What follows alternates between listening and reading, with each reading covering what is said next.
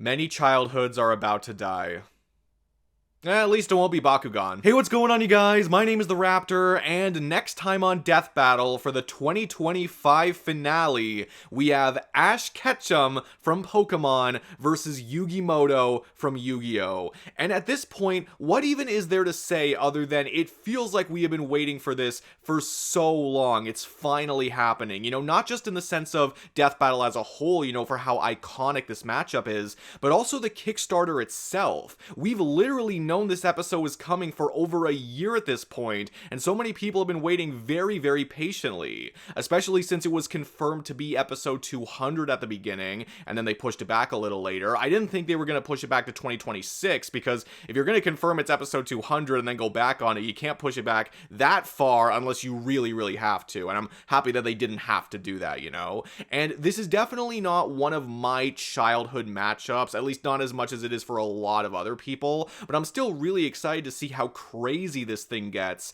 I assume this is where the Sprite team has been for this year, because they've only made Ghost Rider versus Spawn other than that, but I could be completely wrong. But either way, regardless of how they animate it, I am very excited for it. So let's start with the biggest hurdle of this entire thing. How is this fight actually set up, and what are the ground rules here? The way I see it, there are two major ways that you could go about it. One, give Ash 6 Pokemon and Yugi a standard deck, so to speak, to be more in line with normal rules, or two, give them everything that they have access to and allow them to more or less play whatever they want whenever they want.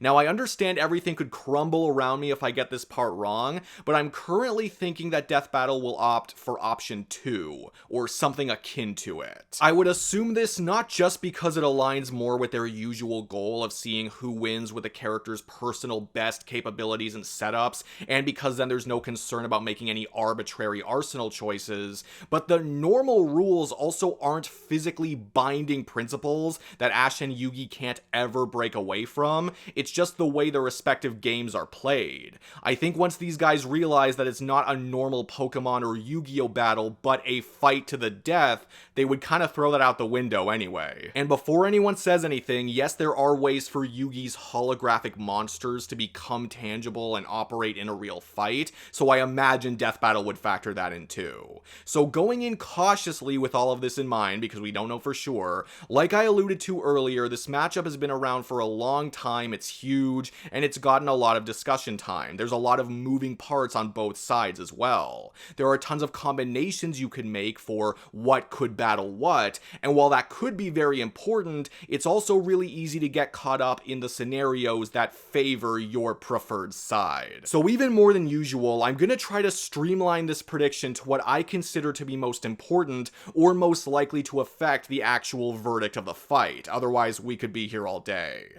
Now, if it somehow got to the point where it was literally just Ash versus literally just Yugi, then I think it's safe to say that Ash is just way physically stronger. He's pulling off some physical feats that he frankly has no business doing. But that's really only going to come into play if the bigger stuff is completely even in every area, so I wouldn't jump to that conclusion too quickly. But to be fair, these characters could potentially match up pretty well in some big areas. Both Ash and Yugi have creatures who have defeated literal gods before, at least as they're described in their own franchises. Ash's Pikachu, Charizard, Solgaleo, and more have taken on legendary Pokemon and Ultra Beasts, or beings that are about equal in power. This includes, but is not limited to, Silvally, who was meant to rival the creator of the Pokemon universe, Arceus, however you want to pronounce it, and Lusamine fused with Nihilego, who stalemated Necrozma, who could light up the entirety of the Ultra Space dimension.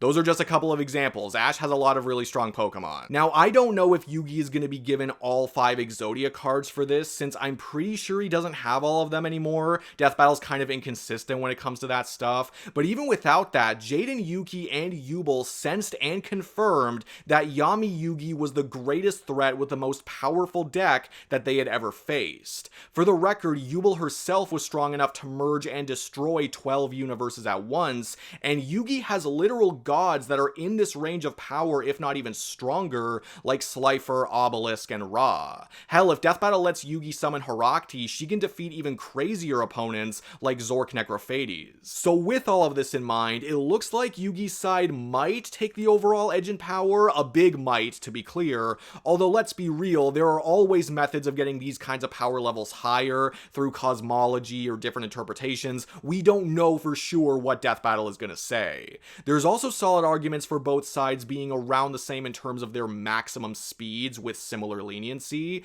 although I think it is worth noting that Ash's side looks to have more high ends for speed, and his playstyle is generally more fast-paced than Yugi's. If we're saying that turns don't really exist in this battle, then Ash's approach is a lot more quick and straightforward, whereas Yugi is more likely to go with some slower and more methodical strategies. Not to say that Ash can't strategize or Yugi can't come up with good things on the fly though, because neither of those are true. The biggest difference, however, I feel is when it comes to each of these sides' abilities, hacks, and general game-breaking capabilities. And within all of that, I think that Yugi just has more effective bullshit to throw out. That's not to say that it's completely one-sided though, because Ash does have some good tricks of his own, like Lucario's Mega Evolution and Pikachu's Z moves. He also had an Ultra Beast, Naganadel, although doesn't anymore, so again, it's kind of like the Exodia cards, we don't know exactly what's going to happen with that. But he definitely has Gengar, who can turn invisible, intangible, and can even target souls and manipulate luck to some degree. Some of Ash's Pokemon have moves that can disable or weaken certain opposing attacks, which can definitely help over time, and there are some counters that he may have against some of Yugi's stuff depending on what Deathbattle buys. This includes Ash, Pikachu, and potentially more Pokemon resisting mental trickery, and surviving the soul destruction of the Millennium Puzzle's Mind Crush by not being evil. That's a bit of a toss-up, but I'd be willing to roll with it. And to be completely fair, some of Yugi's stronger cards specifically target other cards,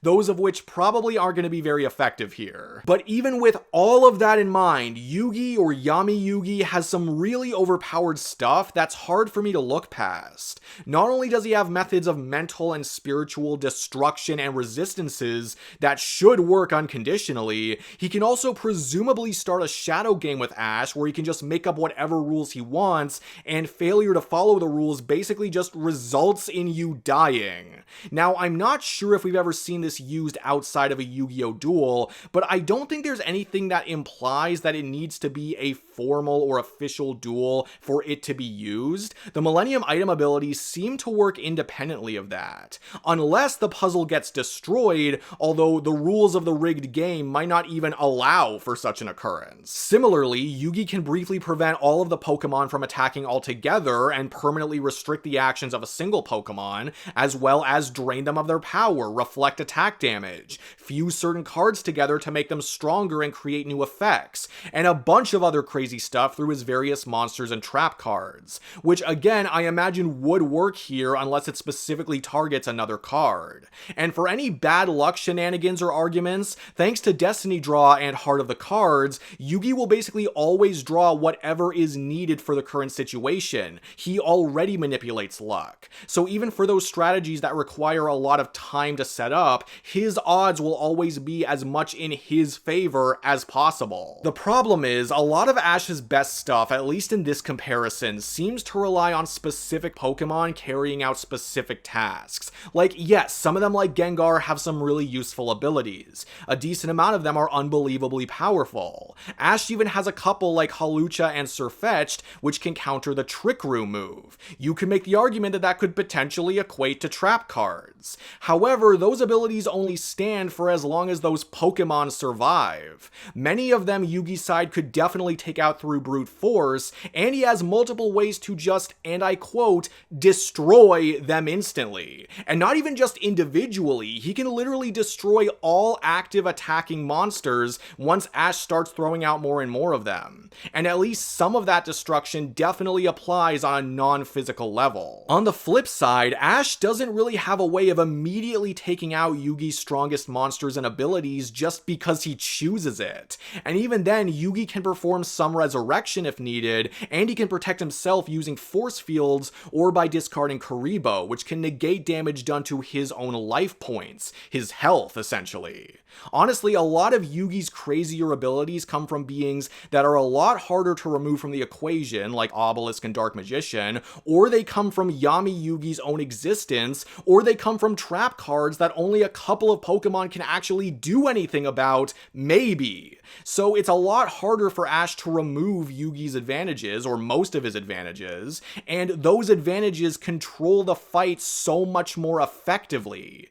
I don't think Ash can just bulldoze his way through literally all of that. So the way I see it, yes, Ash has some really good moves and really good power at his disposal, some of which might be difficult for Yugi to defend against. But not only does Yugi have all of that going for him too, if not more so, he also just has a more all-encompassing advantage in the ways that he can break the game or immediately shut things down. And because so much of it deals with literal instant destruction or changing what Ash is even allowed to do in the fight, it surprisingly makes things like standard durability and power a lot less meaningful, even if you do interpret Ash's Pokemon to scale a little higher. He's got more solid things that Ash doesn't look to have any answer to than the other way around, and even if both of them have very viable or achievable win cons, it's still always about what's more likely to happen first, or more likely to just overrule everything else. If Ash's side has way more specific resistances than I'm picking up on, and really is that much faster, then I could see Ash taking it. I think he has a faster playstyle at very least, and I'll be honest, I'm way more of a Pokemon guy than I am a Yu-Gi-Oh guy. But going off of what I'm expecting of the stats, the abilities, and the general rule set, so to speak, I think I gotta side with Yugi for the time being. But of course, this is just one interpretation, and I really only scratched the surface as far as the nitty-gritty stuff, so please let me know your own opinions down in the comments below. Are you excited for this episode, for the 2025 finale? Give this video a like if you enjoyed it, comment your comments, subscribe if you could too, that would be amazing, that would really help the channel out. But no matter what, thank you all so much for watching, and yeah, that's it for me. I will see all of you guys in the next video. Peace out.